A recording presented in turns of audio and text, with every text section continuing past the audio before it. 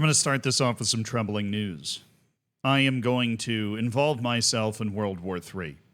Not the actual World War III that's going on. I'm going to involve myself in the kind of Western Hemisphere, North South America versus Europe kind of conversation with this video.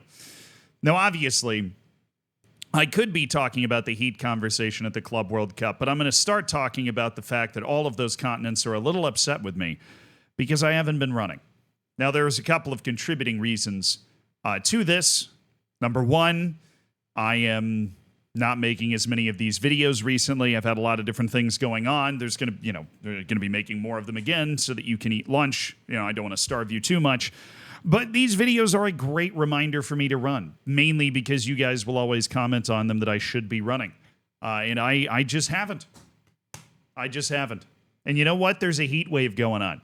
And it was like 100 degrees Fahrenheit, like nearly 40 Celsius here in New York City. So, I mean, could you really possibly expect me to run in these conditions? Now, that does bring us to the Club World Cup, right? We talked about it a few times, but I'm not talking about anything that has to do with the tournament or FIFA or anything else or the importance of the tournament or whatever. It has to do with this. This shit right here. Some of the most Charmin Ultra Soft baby wipe soft shit I have ever seen. Now, we'll get to it. All right, this started with Marcos Llorente. All right, Marcos Llorente is a player for Atletico Madrid, and if you happen to miss the early part of this whole shindig, Atletico Madrid got bomba-clapped by PSG like 5-0 to start the tournament. And he waltzed on out here, and when it's impossible to play like this at this hour with this heat, it's terribly hot. My toenails were hurting. I couldn't run well. It's unbelievable. As it's the same for everyone, it's no excuse. Well, it sure sounds like you're trying to make it an excuse. Look, I got no problem with Marcos Llorente, right? I'm sure whatever villa he lives in Spain is wonderful, but I've also been to fucking Spain. All right, most places in Europe wouldn't know the heat that I grew up in Tampa, Florida. They wouldn't even begin to know how to deal with it. I'm like Bane from Batman. You might have adopted the heat. You go to Disney World. I was born in it, molded by it. I've gotten third-degree burns from my seatbelt. I put every piece of chocolate I buy in the freezer because I'm so used to it melting that I got used to the fact that all of my chocolate was frozen. All right, there's just different gravy that goes on in here. There's a different UV index. All right, I put on sunscreen before I go to fucking sleep growing up, because I was so worried about the sun sneaking up on me like some sort of sleep paralysis demon. But honestly, I've been to Spain. Like I said, it gets that hot there. It's a little muggier in places like Florida and, maybe in Houston or whatever. And by muggier, I mean there's more humidity and that sort of thing. But this is bullshit. The actual weather for this game, it was under 90 Fahrenheit. That's nothing. All right, if it's under 90 Fahrenheit, you go out there and you play. All right, because I've been in Spain when it's 100 Fahrenheit. Okay, now I'm going to hit you with a conversion. I believe the temperature of this game was 87 Fahrenheit. So it's about 30, 31, 30 and a half Celsius. All right, is what we're looking at for this match that Marcos Llorente was complaining about. Now, I always love saying, now this isn't an excuse, everybody was dealing with it, but you only say this when you lose. Right, I'll believe it when I hear PSG win 5-0 and then they come out and they go like, we shouldn't be playing now. It's too hot. But honestly, 87, it's not too hot. And this has become a running theme in this tournament to the point that it's pissing me off a little bit because I can see the train coming down the tracks that at the World Cup a year from now, they're going to be like, it's too hot. They've already played a World Cup in the United States. And I wasn't alive in 1994, but I don't remember an overarching theme of the tournament being, damn, it's too hot. Or Mexico, or fucking Brazil. They played with, they had a stadium in the Amazon rainforest. And I was around for that World Cup and watching it, and I don't remember conversations about the heat. All right, there's a million reasons to hate on the U.S., but this heat thing is driving me crazy. I don't know why it's become a narrative at this particular tournament. Now, I mentioned it's 100 degrees in New York right now. Over the last 2 to 3 days, there has been a heat wave, right? And that led to the picture that I alluded to earlier. Or actually, that led to this. Chelsea had to cut their training short because of impossible heat in Philadelphia, which is hilarious because Philadelphia is pretty far north. right? There's a lot of parts of the United States, a lot of big cities that they're going to play matches in, like Atlanta, Miami, Dallas, Houston, whatever, LA, San Diego. These types of places that are able to host these major international matches that are thousands of miles farther south than Philadelphia. But this heat wave is causing problems. This is justified, by the way. The heat is getting up into the high 90s in Fahrenheit. We're closing in on 40 Celsius, and that's when you probably shouldn't be training outdoors. That is also a very rare heat event. I just wanted to acknowledge that happened because that actually has nothing to do with this. Okay, this is the ultra soft thing that happened that I quite frankly, I can't get over. I can't get over the fact that they decided to do this. Borussia Dortmund. Right, I can't remember what the hell match they were playing. I believe it was their most recent one, but I'm just going to pull it up to make sure.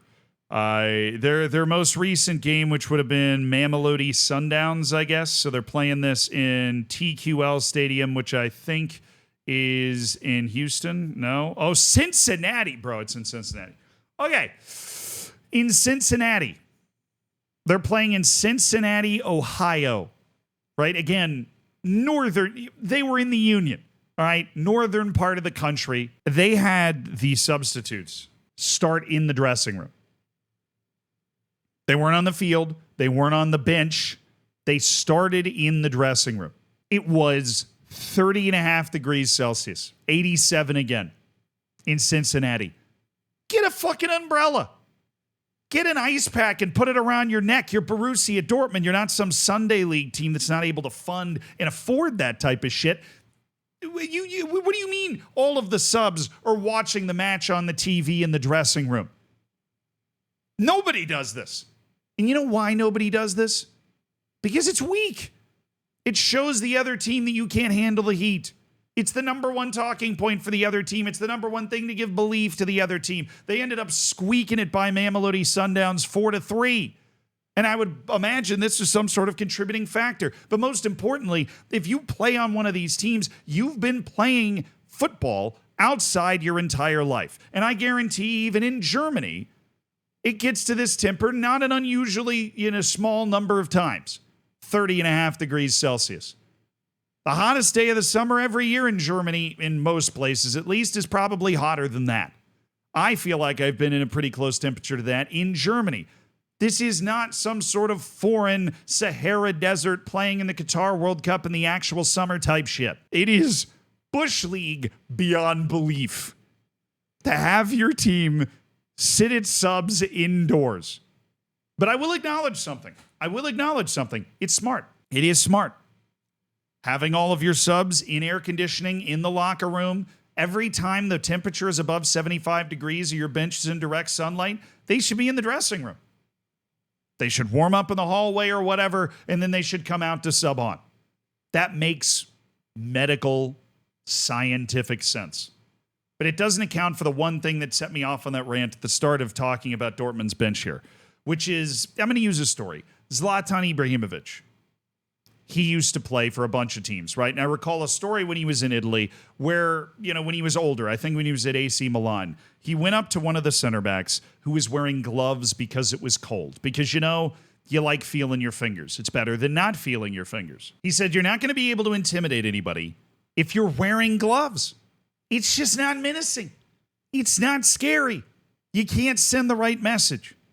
Leaving all of your subs in the dressing room doesn't send them the right message, and I'm going to add one more point on top of that. You're losing the mental battle already by doing this, and your players really don't feel like they're involved in the game. I think there is a huge mental edge that is lost, even though that medically and scientifically it makes sense to keep your subs on ice, basically.